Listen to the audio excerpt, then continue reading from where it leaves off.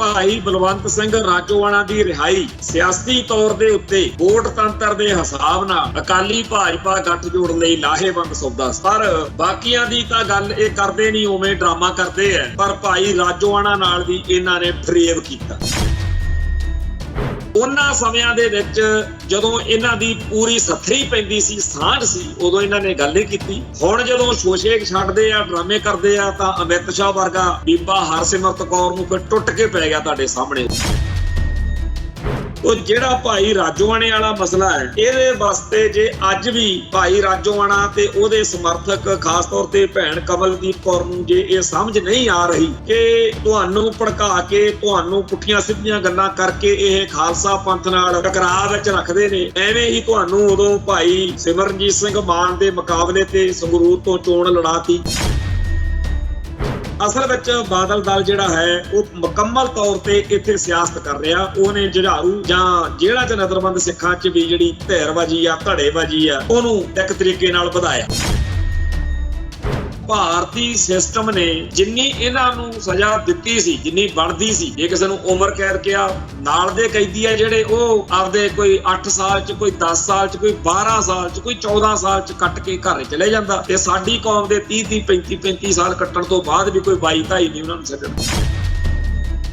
ਇਸ ਮਸਲੇ ਦੇ ਉੱਤੇ ਬਾਦਲ ਦਲ ਨੇ ਸਿਆਸਤ ਕੀਤੀ ਪਿਛਲੇ 2-2.5 ਸਾਲ, ਕਦੇ ਕੁਛ ਕਰਕੇ ਮੀਟਿੰਗਾਂ ਜੀਆਂ ਕੀਤੀਆਂ। ਹਾਲਾਂਕਿ ਇਹਨਾਂ ਨੇ ਜਦੋਂ ਇਹਨਾਂ ਦੇ ਕੋਲੇ ਤਾਕਤ ਸੀ, ਸੱਤਾ ਸੀ, ਉਦੋਂ ਸ਼ਰੇਆਮ ਸੁਖਬੀਰ ਸਿੰਘ ਬਾਦਲ ਕਹਿੰਦਾ ਸੀਗਾ ਕਿ ਭਾਈ ਹਵਾਰਾ ਤਾਂ ਅੱਤਵਾਦੀ ਆ ਜੀ, ਇਹਨੂੰ ਐ ਕਾਹਤੋਂ ਤੇ ਉਹਨੂੰ ਉਹ ਕਾਹਤੋਂ। ਕਿ ਇੱਕ ਪਾਸੇ ਸਾਡੀ ਕੌਮ ਦਾ ਉਹ ਸੰਘਰਸ਼ ਜਿਹੜਾ ਅਜੇ ਕਿਸੇ ਤਣ ਪੱਤਣ ਨਹੀਂ ਲੱਗਿਆ, ਉਹ ਲੜ ਰਹੇ ਆ। ਦੂਜੇ ਪਾਸੇ ਅਕਾਲ ਤਖਤ ਸਾਹਿਬ ਤੋਂ ਜਾਰੀ ਹੋਏ ਹੁਕਮਨਾਮੇ ਦੀ ਜਿਹੜੀ ਤੋਹੀਨ ਇਹ ਲੋਕ ਕਰ ਰਹੇ ਨੇ, ਤੇ ਕੋਈ ਇਹਨਾਂ ਦੇ ਦਿਲ ਦਿਮਾਗ 'ਚ ਨਹੀਂ। ਹਰਚਰਨ ਬੈਂਸ, ਮਹੇਸ਼ਿੰਦਰ ਸਿੰਘ ਗਰੇਵਾਲ, ਦਲਜੀਤ ਸਿੰਘ ਚੀਮਾ ਚੌੜਾ ਕਰਦੇ ਆ, ਉੱਪਰ ਦੀ ਜਲੀਲ ਕਰਦੇ ਆ ਕੌਮ ਨੂੰ। ਇਹ ਜੇਕਰ ਕੋਈ ਕਿਸੇ ਕਿਸਮ ਦਾ ਕਦਮ ਚੱਕ ਲਿਆ ਕਿਸੇ ਗੁਰਸਿੱਖ ਭਰਾ ਨੇ, ਫੇਰ ਕਹਿਣਗੇ ਜੀ ਮਾਹੌਲ ਖਰਾਬ ਹੁੰਦਾ। TV 84 ਉੱਤੇ ਪ੍ਰੋਗਰਾਮ ਖਬਰ ਦੀ ਖਬਰ ਦੇਖ ਰਿਹਾ ਹੈ ਸਾਰੇ ਦਰਸ਼ਕਾਂ ਨੂੰ ਮੈਂ ਸਰਬਜੀਤ ਸਿੰਘ ਘੁਮਾਣ ਫਤਿਹ ਅਰਜ ਕਰਦਾ ਜੀ। ਵਾਹਿਗੁਰੂ ਜੀ ਕਾ ਖਾਲਸਾ, ਵਾਹਿਗੁਰੂ ਜੀ ਕੀ ਫਤਿਹ।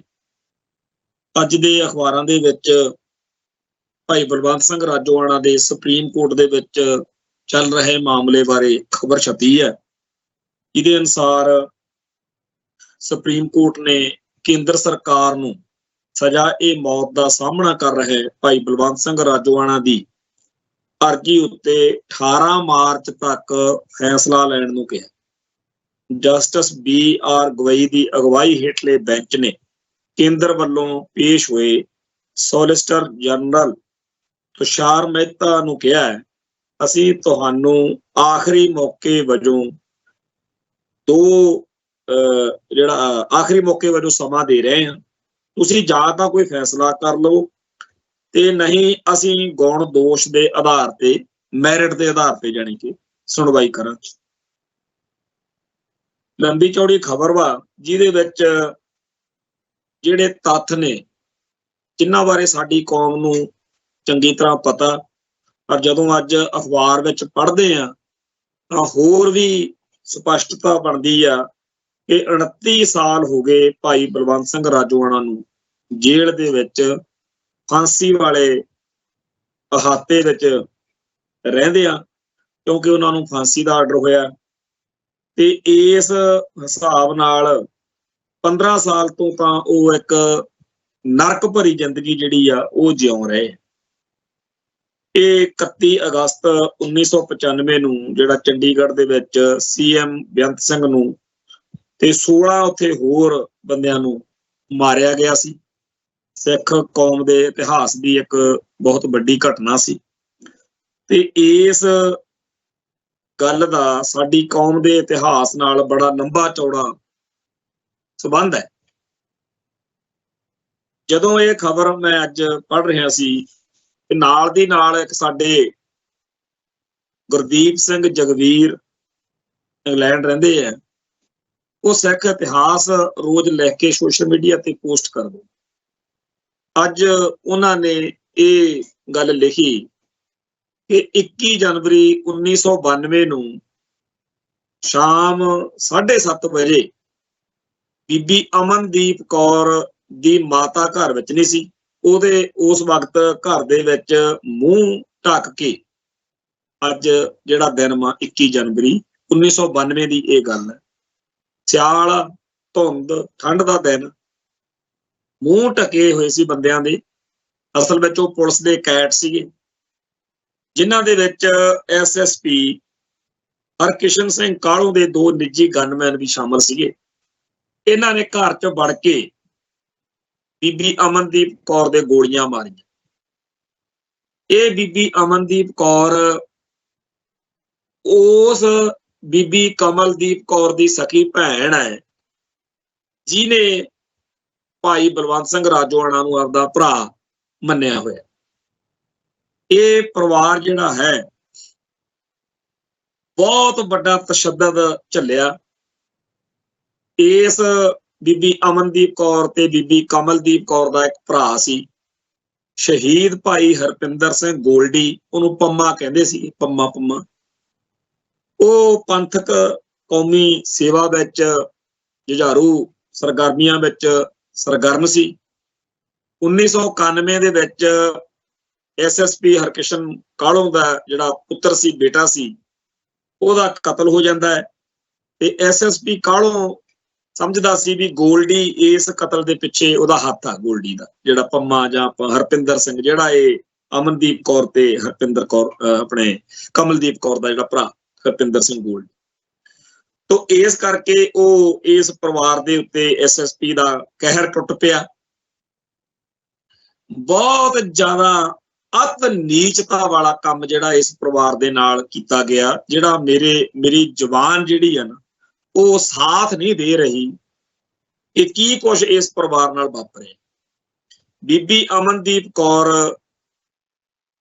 ਜਿਹੜੀ ਹੈ ਉਹ ਉਹਨਾਂ ਸਮਿਆਂ ਦੇ ਵਿੱਚ, ਉਹਦਾ ਸਾਡੇ ਸੁਧਾਰ ਦੇ ਕੋਲ ਪਿੰਡ ਜੱਸੋਵਾਲ ਕਲਾਰ, ਇੱਥੇ ਇੱਕ ਪਰਿਵਾਰ ਸੀਗਾ ਜਿਨ੍ਹਾਂ ਨੇ ਇੱਥੇ ਰਿਸ਼ਤਾ ਕਰ ਲਿਆ ਤੇ ਬੀਬੀ ਅਮਨਦੀਪ ਕੌਰ ਦਾ ਜਿਹੜਾ ਵਿਆਹ ਸੀ ਉਹ ਹੋ ਗਿਆ ਸੀਗਾ ਜੱਸੋਵਾਲ ਪਿੰਡ 'ਚ। ਉਹ ਜਿਹੜਾ ਮੁੰਡਾ ਜਿਹਦੇ ਨਾਲ ਇਹ ਕਾਰਜ ਆਨੰਦ ਕਾਰਜ ਹੋਏ, ਉਹਦਾ ਨਾਮ ਜਸਵਿੰਦਰ ਸਿੰਘ ਸਰਾਂ ਕਰਕੇ ਸੀਗਾ। ਉਹ ਮਿਸੀਸਾਗਾ ਕੈਨੇਡਾ ਰਹਿੰਦੇ ਸੀ। 24 ਅਕਤੂਬਰ 1991 ਨੂੰ ਇਹ ਆਨੰਦ ਕਾਰਜ ਹੁੰਦੇ ਆ ਤੇ ਇਹਦੇ ਲਈ ਆਨੰਦ ਕਾਰਜਾਂ ਦੇ ਲਈ ਉਹ 12 ਅਕਤੂਬਰ ਨੂੰ 1991 ਨੂੰ ਮਿਸੀਸਾਗਾ ਤੋਂ, ਕੈਨੇਡਾ ਤੋਂ ਪੰਜਾਬ ਆਏ ਸੀ। ਤੇ ਵਿਆਹ ਦੀ ਰਜਿਸਟ੍ਰੇਸ਼ਨ ਜਿਹੜੀ ਆ ਉਹ ਕੋਰਟ ਦੇ ਵਿੱਚ ਕਰਵਾਉਣੀ ਹੁੰਦੀ ਆ। ਰਾਮਪੁਰਾ ਫੂਲ ਬਰਨਾਲਾ ਬਠਿੰਡਾ ਜਿਹੜੀ ਸੜਕ ਆ ਉਹਦੇ ਉੱਤੇ ਕਸਬਾ ਆਉਂਦਾ ਹੈ। ਉੱਥੇ ਜਦੋਂ ਰਜਿਸਟਰਾਰ ਦੇ ਦਫ਼ਤਰ ਤੋਂ ਨਿਕਲ ਕੇ ਇਹ ਸਾਰੇ ਕਈ ਰਿਸ਼ਤੇਦਾਰ ਸੀ ਸੜਕ ਤੇ ਆਏ, ਉੱਥੇ SSP Harkishan Kahlon, SP Mohkam Singh, DSP Aulakh ਤੇ ਹੋਰ ਬਹੁਤ ਸਾਰੇ ਜਿਹੜੇ ਪੁਲਿਸ ਅਫਸਰ ਸੀਗੇ ਉਹ ਆਏ ਤੇ ਉੱਥੇ SSP ਜਿਹੜਾ ਕਾਹਲੋਂ ਆ ਉਹ ਫੋਟੋ ਚੱਕੀ ਫਿਰਦਾ ਸੀ ਆਪਦੇ ਮੁੰਡੇ ਦੀ, ਬਈ ਜੀ ਮੇਰਾ ਮੁੰਡਾ ਮਾਰਤਾ ਤੇ ਇਹਨਾਂ ਨੇ ਮਰਵਾਇਆ। ਹਾਲਾਂਕਿ ਪਰਿਵਾਰ ਨੂੰ ਜਾਂ ਗੋਲਡੀ ਦਾ ਵੈਸੇ ਵੀ ਇਸ ਕੰਮ 'ਚ ਕੋਈ ਹੱਥ ਨਹੀਂ ਸੀ।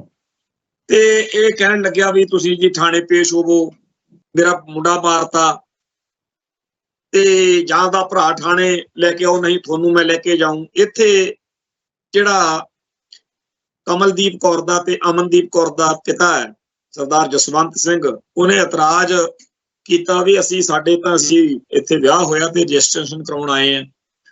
ਤੇ ਇੱਥੇ ਹੀ ਉਹ ਕਲੇਸ਼ ਜਿਹੜਾ ਸੀਗਾ ਵੱਧ ਗਿਆ ਤੇ ਵਾਹਵਾ ਜ਼ਿਆਦਾ ਅਵਾ ਤਵਾ ਬੋਲਿਆ ਉਹਨੇ। ਕੋਈ ਉੱਥੇ ਹਾਲਾਂਕਿ ਜਨਾਨੀ ਜਿਹੜੀ ਮਹਿਲਾ ਜਿਹਨੂੰ ਕਹਿ ਦਿੰਦੇ ਆ ਪੁਲਿਸ ਅਧਿਕਾਰੀ ਉਹ ਵੀ ਨਹੀਂ ਸੀ, ਪਰ SSP ਕਾਹਲੋਂ ਨੇ ਬੀਬੀ ਅਮਨਦੀਪ ਕੌਰ ਦੇ ਸਾਹਮਣੇ ਹੀ ਨੰਗੀਆਂ ਗੰਦੀਆਂ ਗਾਲਾਂ ਕੱਢੀਆਂ ਤੇ ਉੱਥੇ ਹੀ ਚਮੜੇ ਦੀ ਜਿਹੜੀ ਬੈਲਟ ਸੀ ਉਹ ਲਾ ਕੇ ਕੁੱਟਮਾਰ ਵੀ ਇਹਨਾਂ ਨਾਲ ਕਰਨੀ ਸ਼ੁਰੂ ਕੀਤੀ। ਤੇ ਬੀਬੀ ਅਮਨਦੀਪ ਕੌਰ ਜਿਹਦਾ ਵਿਆਹ ਹੋਇਆ ਸੀ, ਜਿਹਦੀ ਰਜਿਸਟ੍ਰੇਸ਼ਨ ਦੇ ਲਈ ਉੱਥੇ ਵਿਆਹ ਦੇ ਲਈ ਗਏ ਸੀ, ਉਹਨੂੰ ਵੀ ਹੱਥੋਂ ਪਾਈ ਕਰਨ ਲੱਗ ਗਿਆ। ਫਿਰ ਉਹਨੇ ਇਹਨਾਂ ਸਾਰਿਆਂ ਨੂੰ ਪੁਲਿਸ ਦੀਆਂ ਗੱਡੀਆਂ 'ਚ ਸੁੱਟਿਆ ਤੇ ਅੱਗੇ ਲੈ ਕੇ ਰਾਮਪੁਰਾ ਫੂਲ ਉੱਥੋਂ ਕਚਹਿਰੀਆਂ 'ਚੋਂ ਇਹ ਚਲੇ ਗਏ। ਤੇ ਇੱਥੇ ਬੀਬੀ ਅਮਨਦੀਪ ਕੌਰ ਦੇ ਜਿਵੇਂ ਵਿਆਹ ਵਾਲੀ ਕੁੜੀ ਦੇ ਸਾਰਾ ਗਹਿਣਾ ਗੱਟਾ ਪਾਇਆ ਹੁੰਦਾ ਉਹ ਵੀ ਸੀ, ਸੂਟ ਵਗੈਰਾ ਤਿਆਰ ਜਿਵੇਂ ਹੋਏ ਹੁੰਦੇ ਆਪਾਂ ਪਰਿਵਾਰ ਦੇ ਵਿੱਚ। ਉਹ ਪਰਿਵਾਰ ਨੂੰ ਇੰਨਾ ਜ਼ਿਆਦਾ ਟੈਰਰਾਈਜ਼ ਕੀਤਾ, ਇੰਨਾ ਜ਼ੁਲਮ ਕੀਤਾ ਬਈ ਕੋਈ ਕਹਿਣ ਸੁਣਨ ਵਾਲੀ ਗੱਲ ਨਹੀਂ।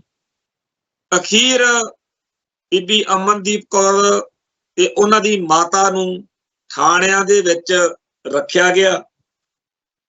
ਜੋ ਹੋਇਆ ਉਹ ਤੁਸੀਂ ਬਸ ਸੋਚ ਸਕਦੇ ਹੋ ਵੀ ਕੀ ਹੋਇਆ ਥਾਣਿਆਂ ਦੇ ਵਿੱਚ।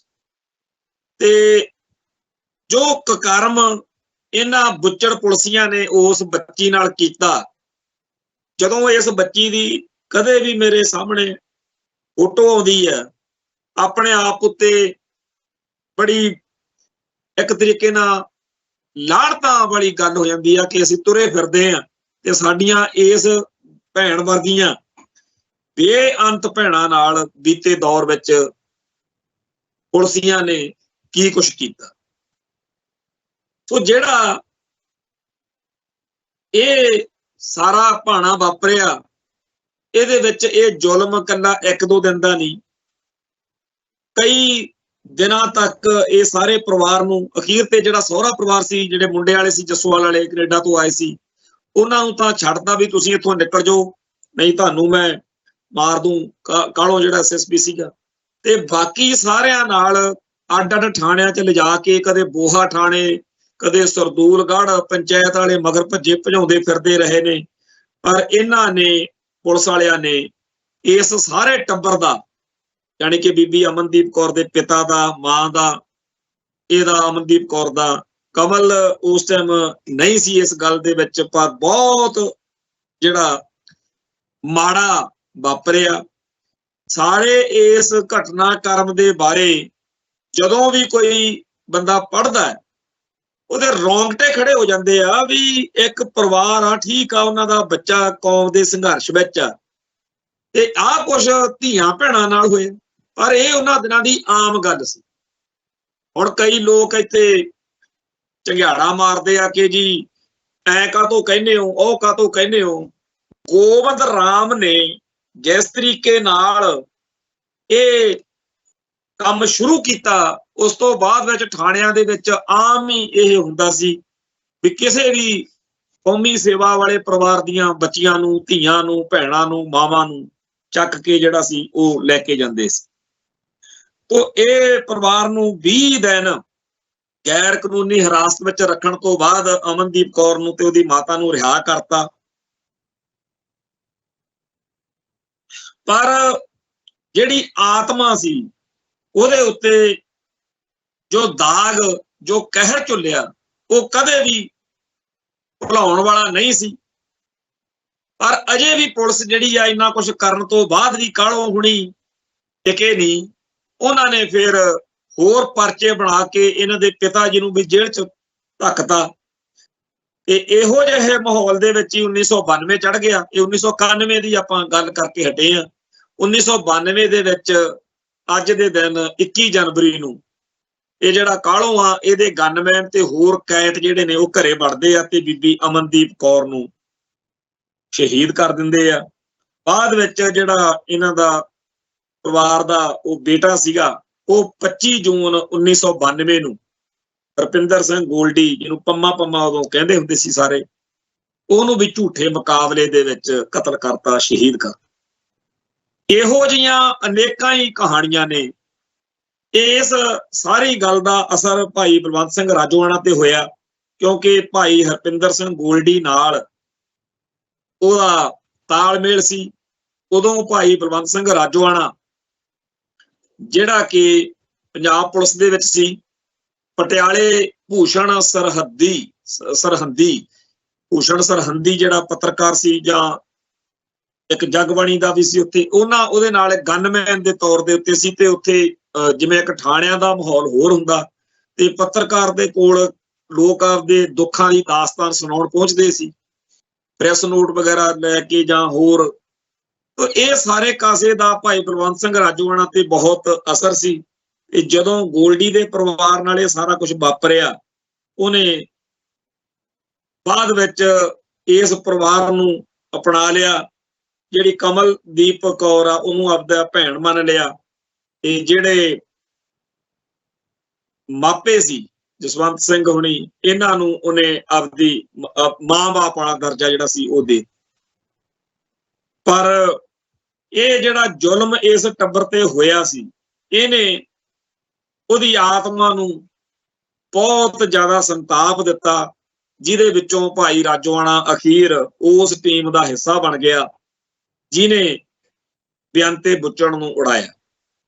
ਬੇਅੰਤੇ ਬੁੱਚੜ ਨੇ ਤੇ KPS ਗਿੱਲ ਨੇ ਪੁਲਿਸ ਨੂੰ ਇੱਕ ਕਾਤਲ ਮਸ਼ੀਨ ਵਿੱਚ ਬਦਲ ਦਿੱਤਾ ਸੀ। ਪੂਰੇ ਪੰਜਾਬ ਦੇ ਵਿੱਚ ਵਨ ਸਾਈਡਡ ਇੱਕ ਤਰਫਾ ਕਤਲੇਆਮ ਚੱਲ ਰਿਹਾ ਸੀ, ਜਿਹਦੇ ਵਿੱਚ ਮਾਝੇ ਦੇ ਇਲਾਕੇ ਦੇ ਵਿੱਚ ਜਿਹੜਾ 3 ਥਾਣਿਆਂ ਦਾ ਰੌਲਾ ਪਿਆ, ਉਦੋਂ 2500 ਲਾਸ਼ਾਂ ਦਾ ਅਣਪਛਾਤੀਆਂ ਦਾ ਮਸਲਾ ਉੱਠਿਆ, ਜਿਹਦੇ ਚ ਭਾਈ ਜਸਵੰਤ ਸਿੰਘ ਖਾਲੜਾ ਵਾਲੀ ਸਾਰੀ ਕਹਾਣੀ ਉੱਭਰੀ।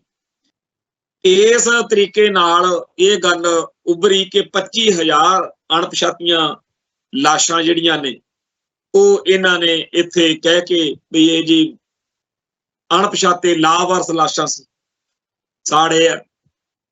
ਉਸ ਗੱਲ ਦੇ ਵਿੱਚ ਅਖੀਰ ਭਾਈ ਜਸਵੰਤ ਸਿੰਘ ਖਾਲੜਾ ਨੂੰ ਕਬੀਰ ਪਾਰਕ ਤੋਂ ਅਗਵਾ ਕਰਕੇ ਕਤਲ ਕਰ ਦਿੱਤਾ। ਤੇ ਅੱਜ ਇੰਨੇ ਸਾਲਾਂ ਬਾਅਦ ਜੇਕਰ ਭਾਈ ਜਸਵੰਤ ਸਿੰਘ ਖਾਲੜਾ ਦੇ ਬਾਰੇ ਫਿਲਮ ਬਣੀ ਤਾਂ ਉਸ ਫਿਲਮ ਨੂੰ ਰੋਕਣ ਲਈ ਇੰਡੀਅਨ ਸਟੇਟ ਸਿਸਟਮ ਪੂਰਾ ਜ਼ੋਰ ਲਾ ਕੇ YouTube ਤੋਂ ਉਹਦੀ ਪਹਿਲਾਂ ਤਾਂ ਉਹਨੂੰ ਇੱਥੇ ਕਹਿੰਦੇ ਸੀ ਵੀ ਆਹ ਕੱਟ ਲਾਓ, ਅਖੀਰ ਉਹਨਾਂ ਨੇ ਨੈਟਫਲਿਕਸ ਤੇ ਲਾਉਣ ਦੀ ਗੱਲ ਕੀਤੀ ਤਾਂ ਕਹਿੰਦੇ ਵੀ ਨਹੀਂ। ਕੱਲ ਵੀ ਆਪਾਂ ਗੱਲ ਕਰਦੇ ਸੀ ਕਿ ਜੇਕਰ ਚਮਕੀਲੇ ਉੱਤੇ ਫਿਲਮ ਬਣਾਵੇ ਦਲਜੀਤ ਦੋਸਾਂਝ ਫਿਰ ਕੋਈ ਸਮੱਸਿਆ ਨਹੀਂ, ਕੋਈ ਹੋਰ ਚੰਗੀ ਮਾੜੀ ਫਿਲਮ ਬਣਾਵੇ, ਕੋਈ ਹੋਰ ਹਾਸੇ ਖੇਡੇ ਵਾਲੀ, ਕੋਈ ਆਸ਼ਕੀ ਮਸ਼ੂਕੀ ਵਾਲੀ, ਕੋਈ ਗੰਦ ਪੈਲ ਵਾਲੀ ਕੋਈ ਫਿਲਮ ਬਣੇ, ਕੋਈ ਇਤਰਾਜ਼ ਨਹੀਂ। ਪਰ ਭਾਈ ਖਾਲੜੇ ਦੇ ਨਾਂ ਤੇ ਬਣੀ ਹੋਈ ਫਿਲਮ ਮਨਜ਼ੂਰ ਨਹੀਂ। ਇਹ ਆ ਇਸ ਇੰਡੀਅਨ ਸਟੇਟ ਦਾ ਕੋਝਾ ਰੂਪ। ਐਮਰਜੈਂਸੀ ਵਰਗੀ ਫਿਲਮ ਜਿਹਦੇ ਚ ਕੰਗਣਾ ਰਣੌਤ ਸਾਡੇ ਜ਼ਖਮਾਂ ਤੇ ਲੂਣ ਭੁੱਕਣ ਵਾਲੀ ਫਿਲਮ ਆ, ਉਹ ਕਹਿੰਦੇ ਆ ਤੁਸੀਂ ਦੇਖੋ, ਪਰ ਭਾਈ ਖਾਲੜੇ ਵਾਲੀ ਫਿਲਮ ਨਹੀਂ ਤੁਹਾਨੂੰ ਦੇਖਣ। ਹੁਣ ਭਾਈ ਬਲਵੰਤ ਸਿੰਘ ਰਾਜੋਆਣਾ ਦੀ ਜਿਹੜੀ ਪਟੀਸ਼ਨ ਹੈ ਉਹਦੇ ਬਾਰੇ ਸੁਪਰੀਮ ਕੋਰਟ ਨੇ ਜਦੋਂ ਇਹ ਗੱਲ ਕਹੀ ਆ ਵੀ ਤੁਸੀਂ 18 ਮਾਰਚ ਤੱਕ ਕੋਈ ਫੈਸਲਾ ਕਰ ਲਓ, ਕੇਂਦਰ ਸਰਕਾਰ ਨੂੰ ਕਿਹਾ, ਇਹ ਮਸਲੇ ਉੱਤੇ ਥੋੜਾ ਜਿਹਾ ਧਿਆਨ ਦੇਣ ਦੀ ਲੋੜ ਹੈ ਕਿ ਭਾਈ ਬਲਵੰਤ ਸਿੰਘ ਰਾਜੋਆਣੇ ਦਾ ਇਹ ਮਸਲਾ ਜੇ ਹੱਲ ਕਰਨਾ ਹੁੰਦਾ ਤਾਂ ਬਾਦਲ ਦਲ ਬੜੀ ਮੌਜ ਨਾਲ ਹੱਲ ਕਰ ਸਕਦਾ ਸੀ। ਬਾਕੀ ਜਿਹੜੇ ਜੁਝਾਰੂ ਨੇ ਜਾਂ ਬਾਕੀ ਕੌਮ ਦੇ ਸੰਘਰਸ਼ ਦੇ ਵਿੱਚ ਜਿਹੜੇ ਸਿੰਘ ਅੰਦਰ ਨੇ, ਉਹਨਾਂ ਦੇ ਨਾਲ ਬਾਦਲਕਿਆਂ ਦਾ ਰਿਸ਼ਤਾ ਹੋਰ ਤਰ੍ਹਾਂ ਦਾ ਵਾ। ਆਪਾਂ ਨੂੰ ਪਤਾ ਹੈ ਕਿ ਉਹਨਾਂ ਨਾਲ ਇਹਨਾਂ ਨੂੰ ਲੱਗਦਾ ਕਿ ਇਹ ਤਾਂ ਸਾਡੇ ਨਾਲ ਸਹੀ ਨਹੀਂ ਹੈ, ਤੇ ਭਾਈ ਬਲਵੰਤ ਸਿੰਘ ਰਾਜੋਆਣੇ ਨੂੰ ਇਹ ਮੰਨਦੇ ਆ ਕਿ ਅਸੀਂ ਸਾਡੇ ਨਾਲ ਇਹਦੀ ਵਿਚਾ ਮਿਲਦੀ ਆ, ਸਾਡਾ ਦਿਲ ਮਿਲਦਾ। ਜਿਹਦੇ ਨਾਲ ਦਿਲ ਮਿਲਦਾ ਚਲੋ ਉਹਨੂੰ ਹੀ ਕਢਾ ਲੈਂਦੇ। ਹੈ ਤਾਂ ਉਹ ਵੀ ਇਸੇ ਪੰਜਾਬ ਦਾ ਪੋਤਾ, ਇਸੇ ਕੌਮ ਦਾ ਇੱਕ ਸਿੱਖ ਭਰਾ ਸਾਡਾ। ਵਿਚਾਰਾਂ ਦਾ ਤਾਲਮੇਲ ਨਾ ਹੋਣਾ, ਕਿਸੇ ਮਸਲੇ ਉੱਤੇ ਵੱਖਰੀ ਰਾਏ ਹੋਣੀ ਹੋਰ ਗੱਲ, ਪਰ ਜੇਕਰ ਉਹਦੀ ਰਿਹਾਈ ਚਾਹੁੰਦੇ ਹੁੰਦੇ ਤਾਂ ਜਦੋਂ ਮੋਦੀ ਨਾਲ ਗੱਠਜੋੜ ਸੀ, ਇਹ ਗੱਲ ਉਹ ਬੜੀ ਮੌਜ ਨਾਲ ਇਹਨਾਂ ਦੀ ਮੰਨ ਸਕਦੇ ਸੀ। ਕਿਉਂ? ਇਹਨਾਂ ਨੇ ਇਹੀ ਕਹਿਣਾ ਸੀ ਕਿ ਅਕਾਲੀ ਭਾਜਪਾ ਗੱਠਜੋੜ ਪੰਜਾਬ ਦੇ ਵਿੱਚ ਕੌਮ ਪ੍ਰਸਤ ਘਰਾਂ ਦੇ ਵਿੱਚ ਜਾਣ ਜੋਗਾ ਹੋ ਜੂ, ਅਸੀਂ ਕਹਿਣ ਜੋਗੇ ਹੋ ਜਾਾਂਗੇ। ਤੇ ਜਿੰਨਾ ਕਾਂਗਰਸ ਰੌਲਾ ਪਾਊ, ਜਿੰਨਾ ਕਾਂਗਰਸ ਵਿਰੋਧ ਕਰੂ, ਓਨਾ ਜ਼ਿਆਦਾ ਆਪਣੇ ਲੋਕਾਂ ਦੀ, ਪੰਥਕ ਲੋਕਾਂ ਦੀ ਆਪਣੇ ਪ੍ਰਤੀ ਹਮਦਰਦੀ ਵਧੂਗੀ ਵੀ ਦੇਖੋ ਅਕਾਲੀ ਭਾਜਪਾ ਗੱਠਜੋੜ ਨੇ ਤਾਂ ਭਾਈ ਰਾਜੋਆਣਾ ਨੂੰ ਰਿਹਾ ਕੀਤਾ ਤੇ ਕਾਂਗਰਸ ਵਾਲੇ ਚੀਕਾਂ ਮਾਰਦੇ ਆ, ਮਾੜਾ ਚੰਗਾ ਬੋਲਦੇ ਆ। ਕੁੱਲ ਮਿਲਾ ਕੇ ਭਾਈ ਬਲਵੰਤ ਸਿੰਘ ਰਾਜੋਆਣਾ ਦੀ ਰਿਹਾਈ ਸਿਆਸੀ ਤੌਰ ਦੇ ਉੱਤੇ ਵੋਟ ਤੰਤਰ ਦੇ ਹਿਸਾਬ ਨਾਲ ਅਕਾਲੀ ਭਾਜਪਾ ਗੱਠਜੋੜ ਲਈ ਲਾਹੇਵੰਦ ਸੌਦਾ ਸੀ। ਅਸੀਂ ਤਾਂ ਬਾਕੀਆਂ ਬਾਰੇ ਵੀ ਚਲੋ ਸਾਡੇ ਸਾਰਿਆਂ ਦੇ ਹੈਗਾ ਵੀ ਆਉਣ ਭਰਾ ਸਾਡੇ, ਪਰ ਬਾਕੀਆਂ ਦੀ ਤਾਂ ਗੱਲ ਇਹ ਕਰਦੇ ਨਹੀਂ, ਉਵੇਂ ਡਰਾਮਾ ਕਰਦੇ ਆ। ਪਰ ਭਾਈ ਰਾਜੋਆਣਾ ਨਾਲ ਵੀ ਇਹਨਾਂ ਨੇ ਫਰੇਬ ਕੀਤਾ, ਧੋਖਾ ਦਿੱਤਾ। ਉਹਨਾਂ ਸਮਿਆਂ ਦੇ ਵਿੱਚ ਜਦੋਂ ਇਹਨਾਂ ਦੀ ਪੂਰੀ ਸੱਥਰੀ ਪੈਂਦੀ ਸੀ, ਸਾਂਝ ਸੀ, ਉਦੋਂ ਇਹਨਾਂ ਨੇ ਗੱਲ ਹੀ ਕੀਤੀ।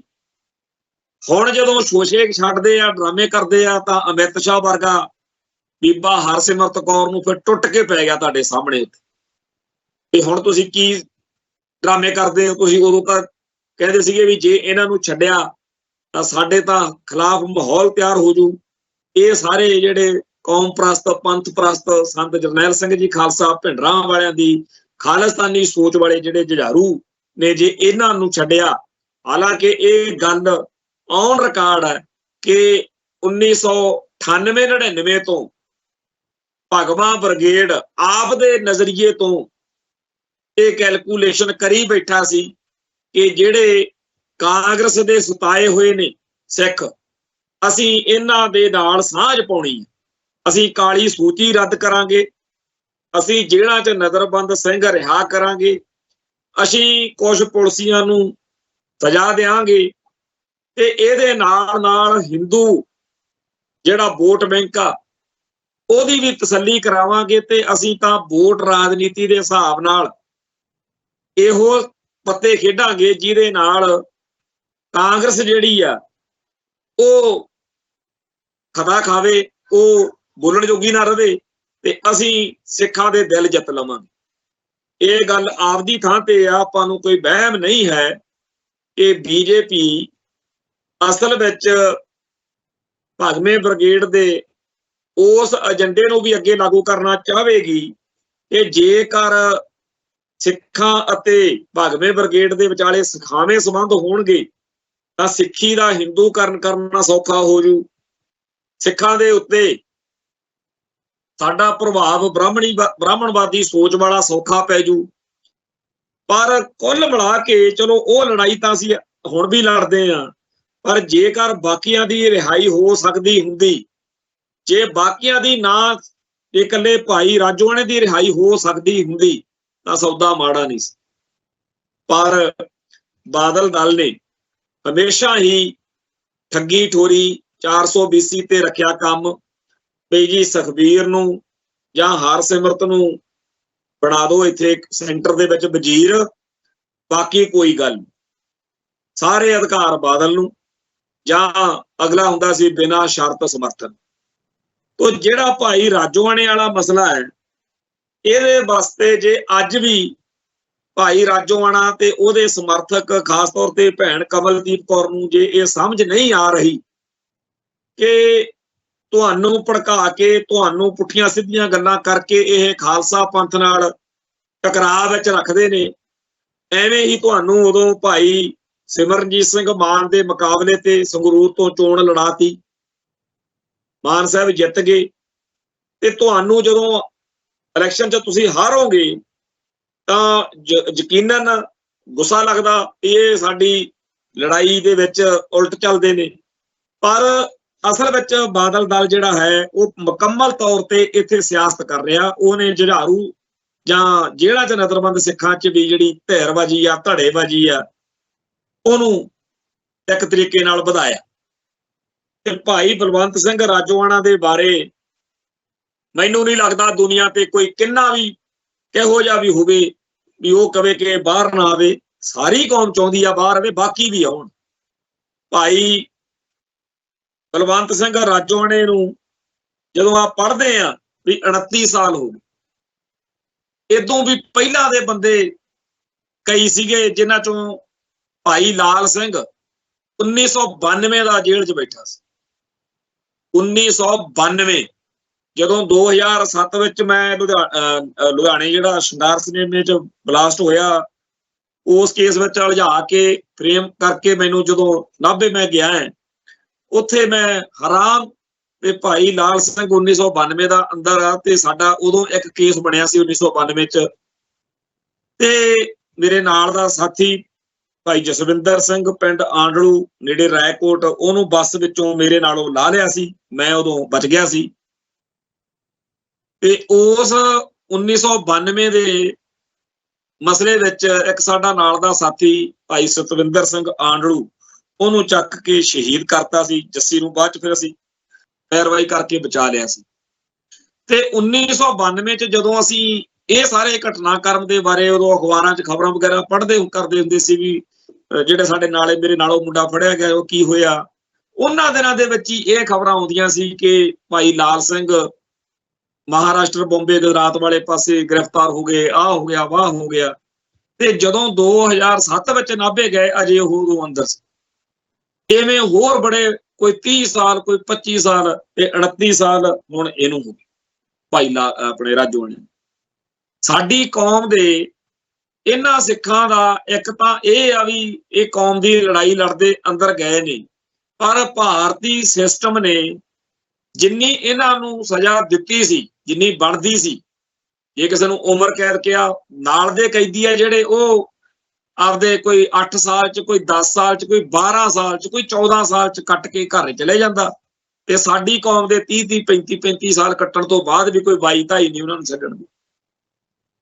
ਜੇਲ੍ਹਾਂ ਚ ਨਜ਼ਰਬੰਦ ਸਿੱਖਾਂ ਦਾ ਮਸਲਾ ਭਾਈ ਗੁਰਬਖਸ਼ ਸਿੰਘ ਨੇ, ਬਾਬਾ ਸੂਰਤ ਸਿੰਘ ਨੇ ਜਿਸ ਤਰੀਕੇ ਨਾਲ ਸੈਂਟਰ ਸਟੇਜ ਤੇ ਲਿਆਂਦਾ, ਸੋਸ਼ਲ ਮੀਡੀਆ ਕਰਕੇ ਕੰਮ ਸੌਖਾ ਹੋ ਗਿਆ ਸੀ। ਤੇ ਉਦੋਂ ਬਾਅਦ ਵਿੱਚ ਇਸ ਮਸਲੇ ਦੇ ਉੱਤੇ ਬਾਦਲ ਦਲ ਨੇ ਸਿਆਸਤ ਕੀਤੀ ਪਿਛਲੇ 2-2.5 ਸਾਲ, ਕਦੇ ਕੁਛ ਕਰਕੇ ਮੀਟਿੰਗਾਂ ਜੀਆਂ ਕੀਤੀਆਂ। ਹਾਲਾਂਕਿ ਇਹਨਾਂ ਨੇ, ਜਦੋਂ ਇਹਨਾਂ ਦੇ ਕੋਲੇ ਤਾਕਤ ਸੀ, ਸੱਤਾ ਸੀ, ਉਦੋਂ ਸ਼ਰੇਆਮ ਸੁਖਬੀਰ ਸਿੰਘ ਬਾਦਲ ਕਹਿੰਦਾ ਸੀਗਾ ਕਿ ਭਾਈ ਹਵਾਰਾ ਤਾਂ ਅੱਤਵਾਦੀ ਆ ਜੀ, ਇਹਨੂੰ ਐ ਕਾਹਤੋਂ ਤੇ ਉਹਨੂੰ ਉਹ ਕਾਹਤੋਂ। ਪਰ ਜਦੋਂ ਸੱਤਾ ਤੋਂ ਚਲੀ ਗਈ ਤੇ ਹੁਣ ਇਹਨਾਂ ਨੇ ਬੜੇ ਡਰਾਮੇ ਕੀਤੇ, ਇਹ ਜਚਾਇਆ ਕਿ ਜੀ ਅਸੀਂ ਇਹਨਾਂ ਸਿੰਘਾਂ ਦੀ ਰਿਹਾਈ ਜਿਹੜੀ ਆ ਉਹ ਚਾਹੁੰਦੇ ਆ। ਪਰ ਜੇ ਰਿਹਾਈ ਇਹ ਤੁਸੀਂ ਰਾਜੋਆਣੇ ਸਾਹਿਬ ਦੀ ਨਹੀਂ ਕਰਾ ਸਕੇ, ਹੋਰ ਕਿਹਦੀ ਕਰਾ ਲੈਣੀ ਸੀ। ਉਹ ਜਿਹੜਾ ਇਸ ਪਰਿਵਾਰ ਦੇ ਉੱਤੇ ਜ਼ੁਲਮ ਹੋਇਆ ਉਹ ਬਹੁਤ ਸਾਰੇ ਭਰਾਵਾਂ ਨੂੰ ਨਹੀਂ ਪਤਾ। ਭਾਈ ਬਲਵੰਤ ਸਿੰਘ ਰਾਜੋਆਣੇ ਦਾ ਜਿਹੜਾ ਰਾਜੋਆਣੇ ਪਿੰਡ ਵਾਲਾ ਪਰਿਵਾਰ ਆ, ਇਹਨੇ ਵੀ ਬਹੁਤ ਤਸ਼ੱਦਦ ਇਹਦੇ ਭਰਾ ਨੂੰ ਉਸ ਟਾਈਮ ਝੱਲਣਾ ਪਿਆ। ਤੋ ਇਸ ਗੱਲ ਨੂੰ ਕਰਨ ਦਾ ਅੱਜ ਭਾਵ ਇਹ ਸੀ ਕਿ ਇੱਕ ਪਾਸੇ ਸਾਡੀ ਕੌਮ ਦਾ ਉਹ ਸੰਘਰਸ਼ ਜਿਹੜਾ ਅਜੇ ਕਿਸੇ ਤਣ ਪੱਤਣ ਨਹੀਂ ਲੱਗਿਆ, ਉਹ ਲੜ ਰਹੇ ਆ। ਦੂਜੇ ਪਾਸੇ ਜਿਹੜੀ ਸਿੱਖ ਸਿਆਸਤ ਵਾ ਉਹਦਾ ਹਾਲ, ਇਹਦੇ ਬਾਰੇ ਆਪਾਂ ਨਿੱਤ ਚਰਚਾ ਕਰਦੇ ਆ। ਅੱਜ ਵੀ ਅਖਬਾਰਾਂ ਤੇ ਖਬਰ ਲੱਗੀ ਹੋਈ ਆ ਕਿ ਸੁਖਬੀਰ ਬਾਦਲ ਨੇ ਅੱਜ ਮੈਂਬਰਸ਼ਿਪ ਦੀ ਪਰਚੀ ਕਟਾਈ ਆ ਜੀ, ਬੱਲੇ ਬੱਲੇ ਹੋ ਗਈ ਜੀ, 10 ਰੁਪਏ ਦੀ ਪਰਚੀ ਕਟਾਈ ਆ, ਨਵੇਂ ਸਿਰੋਂ ਭਰਤੀ ਸ਼ੁਰੂ ਹੋ ਗਈ। ਦੂਜੇ ਪਾਸੇ ਅਕਾਲ ਤਖਤ ਸਾਹਿਬ ਤੋਂ ਜਾਰੀ ਹੋਏ ਹੁਕਮਨਾਮੇ ਦੀ ਜਿਹੜੀ ਤੋਹੀਨ ਇਹ ਲੋਕ ਕਰ ਰਹੇ ਨੇ, ਤੇ ਕੋਈ ਇਹਨਾਂ ਦੇ ਦਿਲ ਦਿਮਾਗ 'ਚ ਨਹੀਂ। ਹਰਚਰਨ ਬੈਂਸ, ਮਹੇਸ਼ਿੰਦਰ ਸਿੰਘ ਗਰੇਵਾਲ, ਦਲਜੀਤ ਸਿੰਘ ਚੀਮਾ ਚੌੜਾ ਕਰਦੇ ਆ, ਉੱਪਰ ਦੀ ਜਲੀਲ ਕਰਦੇ ਆ ਕੌਮ ਨੂੰ। ਤੇ ਜੇਕਰ ਕੋਈ ਕਿਸੇ ਕਿਸਮ ਦਾ ਕਦਮ ਚੱਕ ਲਿਆ ਕਿਸੇ ਗੁਰਸਿੱਖ ਭਰਾ ਨੇ, ਫੇਰ ਕਹਿਣਗੇ ਜੀ ਮਾਹੌਲ ਖਰਾਬ ਹੁੰਦਾ। ਜਦੋਂ ਕਿ ਇਹਨਾਂ ਨੂੰ ਅਕਾਲ ਤਖਤ ਸਾਹਿਬ ਦਾ ਜਥੇਦਾਰ ਇਹਨਾਂ ਦਾ, ਧਾਮੀ ਸਾਹਿਬ ਪ੍ਰਧਾਨ ਇਹਨਾਂ ਦੇ, ਤੇ ਜਿਹੜੇ ਬਾਗੀ ਅਕਾਲੀ ਨੇ, ਦਾਗੀ ਅਕਾਲੀ ਨੇ, ਇਹ ਵੀ ਤਾਂ ਇਹਨਾਂ ਦੇ ਨੇ, ਇਕੱਠੇ ਹੀ ਸੀਗੇ ਹੁਣ ਤੱਕ। ਜਿਨ੍ਹਾਂ ਦਿਨਾਂ ਦੇ ਵਿੱਚ ਸਾਡੀ ਕੌਮ ਦੇ ਉੱਤੇ ਉਹ ਸਾਰੇ ਭਾਣੇ ਵਾਪਰੇ ਜਿਨ੍ਹਾਂ ਦੇ ਕਰਕੇ ਇਹਨਾਂ ਨੂੰ ਤਨਖਾਹ ਲੱਗੀ ਆ, ਉਦੋਂ ਢੀਂਡਸੇ ਹੁਣੀ ਵੀ ਨਾਲ ਹੀ ਸੀ, ਚੰਦੂ ਮਾਜਰੇ ਹੁਣੀ ਵੀ ਨਾਲ ਹੀ ਸੀ। ਅਸੀਂ ਭੁੱਲੇ ਥੋੜੀ ਆ।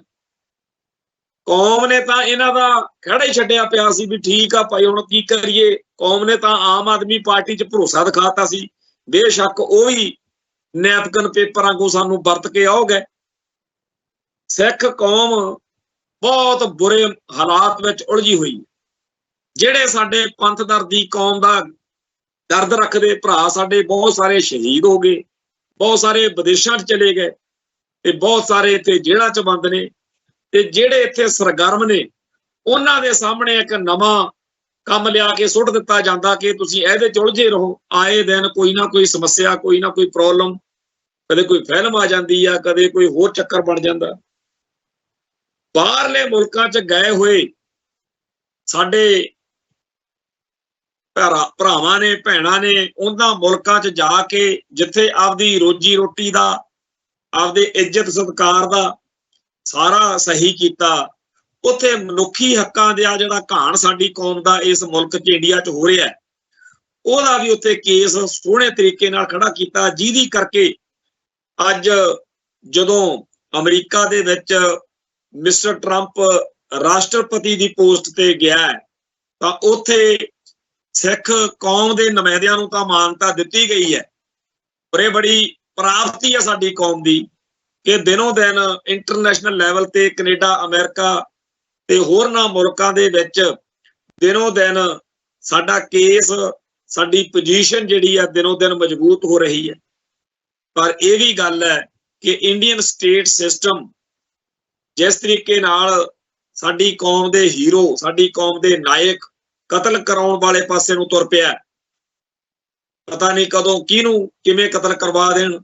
ਉਹਦੇ ਵਿੱਚ ਹੁਣ ਪੰਜਾਬ ਦੀ ਧਰਤੀ ਉੱਤੇ ਵੀ ਇਹ ਕੁਝ ਕਰਨ ਕਰਾਉਣ ਦਾ ਹਿਸਾਬ ਕਿਤਾਬ ਜਿਹੜਾ ਹੈ, ਕਿਉਂਕਿ ਇੱਥੇ ਕੀ ਕਰਦੇ ਆ, ਪਹਿਲਾਂ ਮਾਹੌਲ ਸਿਰਜਦੇ ਆ, ਉਸ ਮਾਹੌਲ ਦੇ ਵਿੱਚ ਬੰਦੇ ਦਾ ਕਤਲ ਕਰਾ ਕੇ ਫਿਰ ਲੱਗਦਾ ਬੰਦੇ ਨੂੰ, ਆਪਾਂ ਨੂੰ ਇਹ ਹੁੰਦਾ ਕਿ ਇਹ ਤਾਂ ਸਾਡੇ ਹੀ ਅੰਦਰ ਕੋਈ ਮਸਲਾ ਹੈ। ਪਰ ਇੰਡੀਅਨ ਸਟੇਟ ਜਿਹੜੀ ਆ ਉਹ ਅਸਲ ਵਿੱਚ ਇਹਨਾਂ ਘਟਨਾਵਾਂ ਦੇ ਮਗਰ ਆ ਜੋ ਸਾਡੇ ਆਲੇ ਦੁਆਲੇ ਵਾਪਰ ਰਿਹਾ। ਇਹਦੇ ਵਿੱਚ ਸਾਨੂੰ ਹਰ ਵਕਤ ਸੁਚੇਤ ਰਹਿਣ ਦੀ ਲੋੜ ਹੈ ਕਿ ਅਸੀਂ ਕਿਤੇ ਵਰਤੇ ਨਾ ਜਾਈਏ।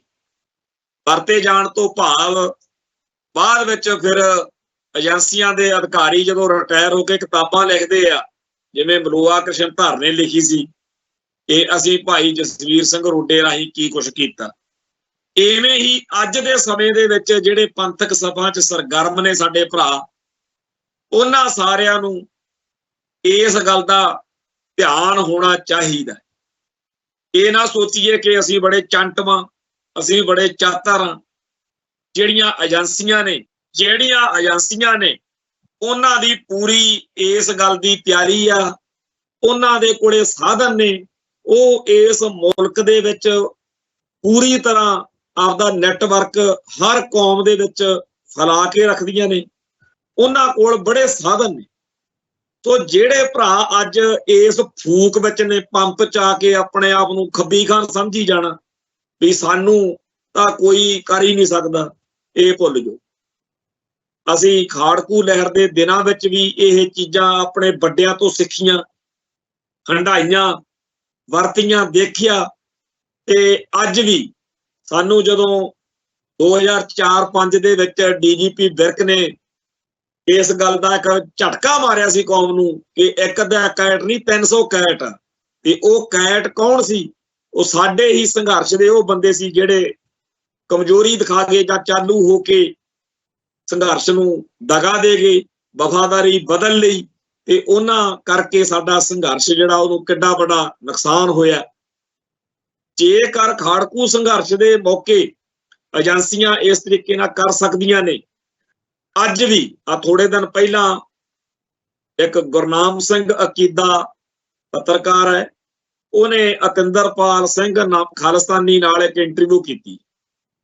ਉਹਦੇ ਵਿੱਚ ਸਵਾਲ ਜਵਾਬ ਚੱਲ ਰਹੇ ਸੀ ਤਾਂ ਸਰਦਾਰ ਅਤਿੰਦਰਪਾਲ ਸਿੰਘ ਖਾਲਿਸਤਾਨੀ ਕਹਿ ਰਿਹਾ ਸੀ ਕਿ ਹਾਂ ਮੈਨੂੰ ਆਫਰਾਂ ਕੀਤੀਆਂ ਗਈਆਂ, ਮੈਨੂੰ ਮਲੋਆ ਕ੍ਰਿਸ਼ਨ ਧਰ ਰਾਹੀਂ, ਮੈਨੂੰ ਅੱਡ-ਅੱਡ ਹੋਰ ਤਰੀਕਿਆਂ ਰਾਹੀਂ ਕਰੋੜਾਂ ਰੁਪਈਏ ਵੀ ਦਿੱਤੇ ਗਏ। ਮੈਨੂੰ ਪਟਿਆਲੇ ਦੇ ਵਿੱਚ ਕੋਠੀਆਂ ਦੇਣ ਦਾ ਵੀ ਹੋਇਆ ਵੀ ਆਹ ਕੋਠੀ ਤੂੰ ਲੈ ਲਾ, ਬੜਾ ਕੁਛ ਉਹਨੇ ਦੱਸਿਆ। ਪਰ ਮੈਂ ਵਿਕਿਆ ਨਹੀਂ, ਮੈਂ ਡਟਿਆ ਰਿਹਾ, ਇਹ ਉਹਨੇ ਗੱਲ ਕਹੀ।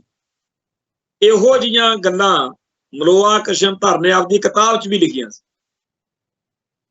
ਆਪਾਂ ਨਾ ਤਾਂ ਮਲੋਆ ਕ੍ਰਿਸ਼ਨ ਧਰ ਦੀ ਗੱਲ ਤੇ ਆ, ਨਾ ਅਤਿੰਦਰਪਾਲ ਸਿੰਘ ਦੀ ਗੱਲ ਤੇ ਆ। ਆਪਾਂ ਇੱਕ ਫੈਕਟ ਨੂੰ ਵਿਚਾਰ ਰਹੇ ਆ ਵੀ ਘੱਟੋ ਘੱਟ ਇੱਕ ਸਿੱਖ, ਉਹਦੇ ਨਾਲ ਚਾਹੇ ਤੁਹਾਡੀਆਂ 100,000 ਅਸਹਿਮਤੀਆਂ ਹੋਣ ਸਰਦਾਰ ਅਤਿੰਦਰਪਾਲ ਸਿੰਘ ਨਾਲ, ਪਰ ਉਹ ਇਹ ਗੱਲ ਜਿਉਂਦੇ ਜੀ ਆਪਣੀ ਕੌਮ ਨੂੰ ਕਹਿ ਰਿਹਾ ਕਿ ਮੈਨੂੰ ਆਫਰਾਂ ਹੋਈਆਂ ਸੀ। ਕਿਵੇਂ ਹੋਈਆਂ, ਕੀ ਹੋਈਆਂ, ਇਹ ਸਾਰਾ ਕੁਝ ਉਹ ਬੋਲਦਾ।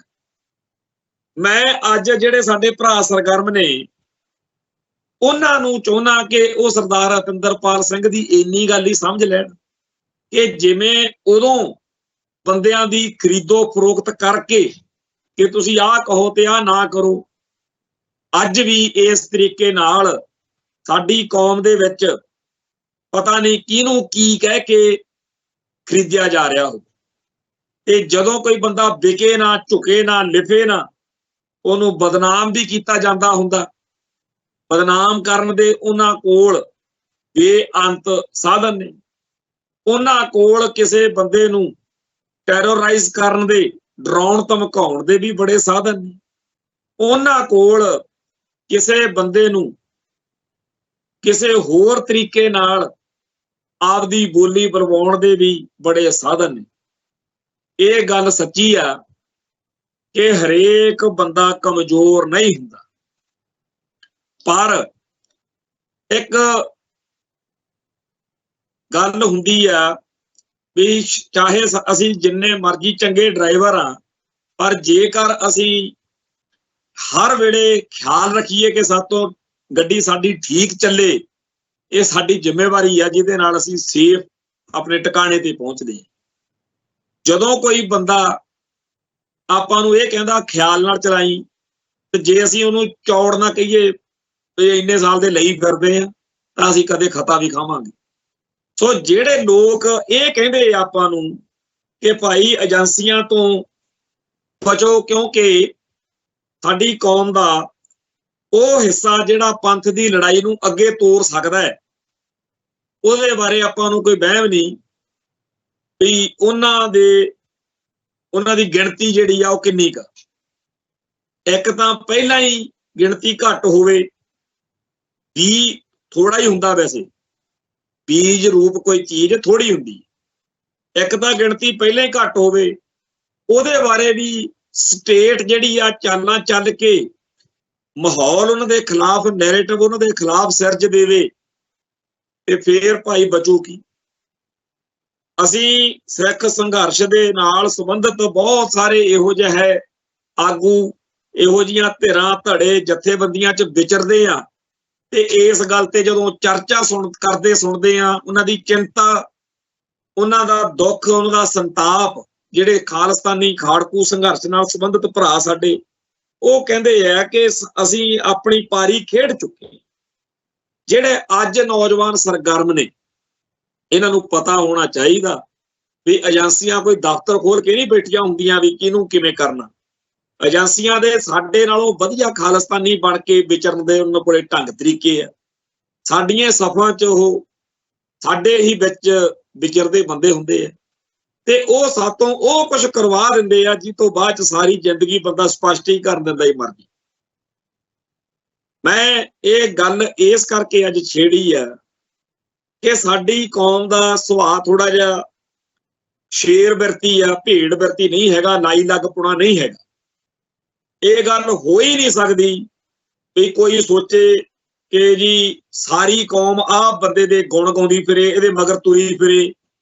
ਇਹ ਸ਼ੇਰ ਬਿਰਤੀ ਵਾਲੇ ਲੋਕਾਂ 'ਚ ਹੁੰਦਾ ਹੀ ਨਹੀਂ। ਭੇਡ ਬਿਰਤੀ ਵਾਲਾ 'ਚ ਹੋ ਸਕਦਾ ਵੀ ਆਹ ਆ ਗਿਆ ਜੀ, ਹੁਣ ਇਹਦੇ ਮਗਰ ਤੁਰ ਪੋ ਸਾਰੇ। ਜਿਹੜੇ ਸਿੱਖ ਪਹਿਲਾਂ ਹੀ ਅੱਡ ਅੱਡ ਧਿਰਾਂ, ਧੜਿਆਂ, ਜਥੇਬੰਦੀਆਂ 'ਚ ਸਰਗਰਮ ਨੇ, ਉਹਨਾਂ ਦਾ ਕੀ ਗੱਡਾ ਖੜਾ ਵੀ ਕਿਸੇ ਨਵੇਂ ਆਏ ਬੰਦੇ ਦੇ ਐਵੇਂ ਝੋਲਾ ਜਾ ਕੇ ਮਗਰ ਤੁਰ ਪੈਣ, ਨਹੀਂ ਤੁਰਨਗੇ। ਪਰ ਜਿਹੜਾ ਨਵਾਂ ਬੰਦਾ ਹੈ, ਉਹਦੇ ਉਹ ਦੁਸ਼ਮਣ ਨਹੀਂ ਹੁੰਦੇ, ਵਿਰੋਧੀ ਨਹੀਂ ਹੁੰਦੇ। ਜਦੋਂ ਕੋਈ ਉਹ ਰੋਕ ਟੋਕ ਕਰਦੇ ਆ, ਜਿਵੇਂ ਹਾਕੀ ਦੀ, ਕ੍ਰਿਕਟ ਦੀ, ਫੁੱਟਬਾਲ ਦੀ ਕੋਈ ਟੀਮ ਆ, ਜਿਹੜੇ ਰਿਟਾਇਰ ਹੋ ਰਹੇ ਬੰਦੇ ਆ ਜਾਂ ਹੋ ਗਏ ਬੰਦੇ ਆ, ਉਹਨਾਂ ਦਾ ਗਰਾਊਂਡ ਨਾਲ ਪਿਆਰ ਹੋਣਾ ਇੱਕ ਸੁਭਾਵਿਕ ਗੱਲ।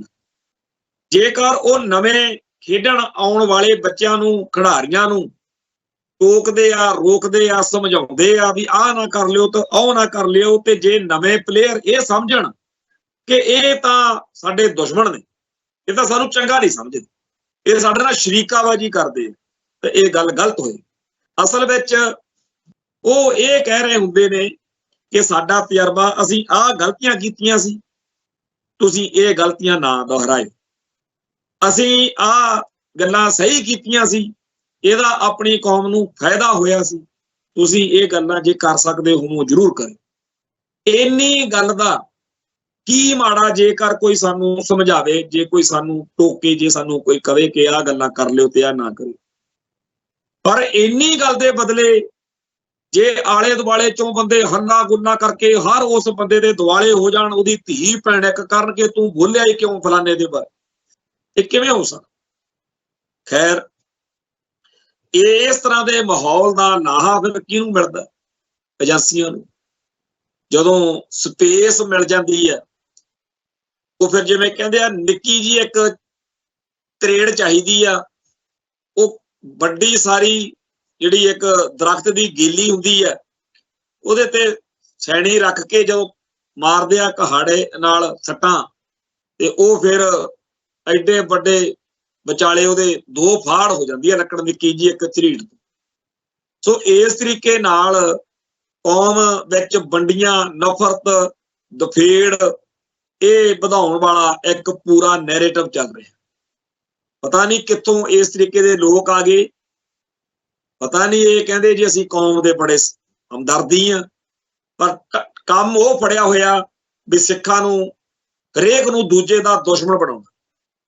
ਪੰਥਕ ਸਫਾਂ ਦੇ ਵਿੱਚ, ਖਾਲਿਸਤਾਨੀ ਸਫਾਂ ਦੇ ਵਿੱਚ 1984 ਤੋਂ ਬਾਅਦ ਅਸੀਂ ਦੇਖਿਆ ਵੀ ਬਹੁਤ ਜਥੇਬੰਦੀਆਂ ਸੀ, ਬੜੀਆਂ ਧਿਰਾਂ ਧੜੇ ਸੀ, ਟਕਰਾਅ ਵੀ ਹੁੰਦੇ ਸੀ, ਤਕਰਾਰ ਵੀ ਹੋ ਜਾਂਦੀ ਸੀ, ਆਪਸ ਵਿੱਚ ਬਹਿਸਬਾਜ਼ੀ ਵੀ ਹੋ ਜਾਂਦੀ ਸੀ, ਪਰ ਉਹ ਕੋਈ ਦੁਸ਼ਮਣੀ ਨਹੀਂ ਸੀ ਹੁੰਦੀ, ਉਹ ਇੱਕ ਗੱਲ ਦੀ ਗੱਲ ਹੁੰਦੀ ਸੀ।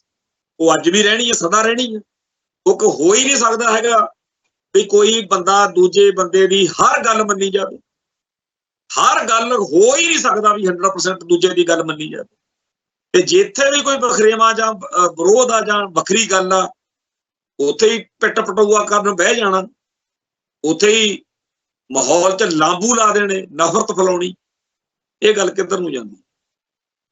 ਇਹ ਕੰਮ ਜਾਂ ਤਾਂ ਅਣਜਾਣਪੁਣੇ 'ਚ ਹੋ ਰਿਹਾ, ਜਾਂ ਫਿਰ ਇਹ ਏਜੰਸੀਆਂ ਦੇ ਬੰਦੇ ਨੇ ਭਾਈ, ਜਿਹੜੇ ਪੰਥਕ ਜਾਂ ਖਾਲਿਸਤਾਨੀ ਸਫਾਂ ਦੇ ਵਿੱਚ ਕੜੱਤਣ, ਨਫ਼ਰਤ, ਦਫੇੜ, ਆਪਸ ਵਿੱਚ ਹੀ ਪਾਟੋ ਧਾੜ ਨੂੰ ਵਧਾ ਰਹੇ।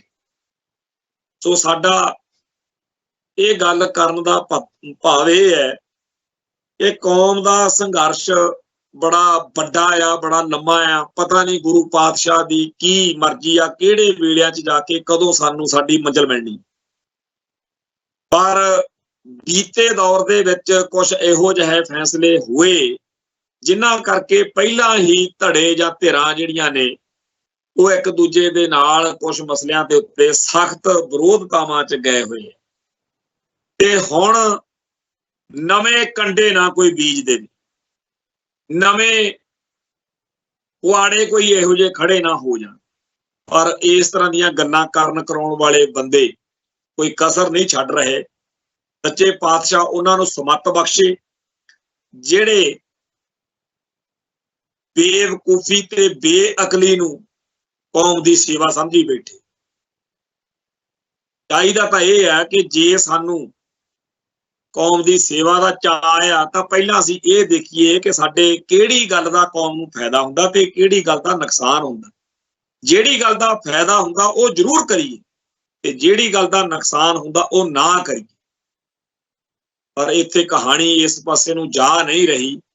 ਸਮਾਂ ਬਹੁਤ ਜ਼ਿਆਦਾ ਤਲਖ, ਸੰਤਾਪ ਵਾਲਾ, ਤੇ ਸਾਡੀ ਸਾਰਿਆਂ ਦੀ ਇਸ ਪਾਸੇ ਇਸ ਮੌਕੇ ਬਹੁਤ ਵੱਡੀ ਧਿਆਨ ਦੇਣ ਦੀ ਲੋੜ ਆ।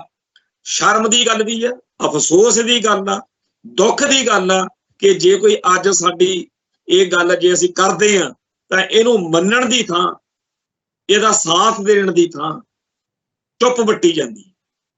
ਮੈਂ ਸਖਤ ਤੋਂ ਸਖਤ ਲਫ਼ਜ਼ ਵਰਤਣੇ ਚਾਹੁੰਦਾ ਉਹਨਾਂ ਸਾਰਿਆਂ ਨੂੰ ਜਿਹੜੇ ਇਸ ਮਾੜੇ ਵਰਤਾਰੇ ਦਾ ਹਿੱਸਾ ਨੇ। ਧਿਰਕਾਰ ਆ ਉਹਨਾਂ ਲੋਕਾਂ ਤੇ ਜਿਹੜੇ ਲਾਂਬੂ ਲਾਉਂਦੇ ਆ, ਜਿਹੜੇ ਸਿਹਤ ਦਾ ਤਕੜਾ ਗੱਡੀ ਰੱਖਦੇ ਆ, ਜਿਹੜੇ ਪੰਥਕ ਜਾਂ ਖਾਲਿਸਤਾਨੀ ਸਫਾਂ ਦੇ ਵਿੱਚ ਕਿਸੇ ਵੀ ਕਾਰਨ, ਚਾਹੇ ਉਹ ਕੋਈ ਵੀ ਹੈ, ਭੱਠ ਪਿਆ ਸੋਨਾ ਜਿਹੜਾ ਕੰਨਾਂ ਨੂੰ ਖਾ। ਇਹੋ ਜਿਹੀ ਸਿਆਣਪ ਵੀ ਕੀ ਚੱਟਣੀ ਆ ਜਿਹੜੀ ਪੰਥਕ ਸਫਾਂ ਦੇ ਵਿੱਚ ਕਲੇਸ਼ ਨੂੰ, ਸੰਤਾਪ ਨੂੰ ਵਧਾਉਂਦੀ ਆ, ਨੇੜਤਾ ਨਹੀਂ ਹੋਣ ਦਿੰਦੀ। ਜਦੋਂ ਵੀ ਕੋਈ ਕਹਿੰਦਾ ਕਿ ਯਾਰ ਆਪਾਂ ਐਂ ਕਰਕੇ ਨੇੜਤਾ ਬਣਾ ਲਈਏ, ਐਂ ਕਰਕੇ ਕੋਈ ਰਾਹ ਜਾ ਬਣਾ ਲਈਏ, ਬੜੇ ਇੱਥੇ ਆਲੇ ਦੁਆਲੇ ਭਰਾ ਤੁਰੇ ਫਿਰਦੇ ਆ, ਨਹੀਂ ਜੀ ਤੁਸੀਂ ਉਦੋਂ ਐਂ ਕਿਹਾ ਸੀ, ਤੁਸੀਂ ਉਦੋਂ ਆਓ ਕਿਹਾ ਸੀ। ਸਾਡੇ ਪਿੰਡਾਂ ਦੇ ਵਿੱਚ ਇੱਕ ਮੁਹਾਵਰਾ ਬੋਲਿਆ ਜਾਂਦਾ, ਆਪ ਕਿਸੇ ਜਹੀ ਨਾ ਤੇ ਗੱਲ ਕਰਨੋਂ ਰਹੀ ਨਾ। ਜਿਨ੍ਹਾਂ ਨੇ ਕੁਛ ਨਹੀਂ ਕਰਨਾ, ਜਿਨ੍ਹਾਂ ਨੇ ਪਰਾਂ ਬਹਿ ਕੇ ਬਸ ਪੰਪ ਮਾਰੀ ਜਾਣੇ ਆ, ਉਹ ਪੰਜਾਬ ਦੇ ਵਿੱਚ ਪੰਥ ਦੀ ਲੜਾਈ ਦੇ ਰਾਹ ਵਿੱਚ ਰੋੜੇ ਸੁੱਟ ਰਹੇ ਨੇ। ਸੱਚੇ ਪਾਤਸ਼ਾਹ ਦੇ ਚਰਨਾਂ 'ਚ ਬੇਨਤੀ ਹੈ ਵੀ ਇਹੋ ਜਿਹੇ ਤਿਰਸਕਾਰ ਦੇ ਲਾਇਕ, ਤਿਰਕਾਰ ਦੇ ਲਾਇਕ ਲੋਕਾਂ ਨੂੰ ਕੋਈ ਰਾਹ ਸਮੱਤ ਬਖਸ਼ਣ, ਤਾਂ ਕਿ ਪੰਥ ਦਾ ਕੁਝ ਬਣ ਸਕੇ, ਕੋਈ ਨੇੜਤਾ, ਪਿਆਰ, ਕੋਈ ਆਪਸੀ ਮਿਲਵਰਤਣ ਵਾਲਾ ਮਾਹੌਲ ਬਣ ਸਕੇ। ਇੱਥੇ ਸਮਾਪਤੀ ਆ, ਫਿਰ ਮਿਲਾਂਗੇ ਜੀ। ਨਾਨਕ ਨਾਮ ਚੜ੍ਹਦੀ ਕਲਾ, ਤੇਰੇ ਭਾਣੇ ਸਰਬੱਤ ਦਾ ਭਲਾ। ਵਾਹਿਗੁਰੂ ਜੀ ਕਾ ਖਾਲਸਾ, ਵਾਹਿਗੁਰੂ ਜੀ ਕੀ ਫਤਿਹ।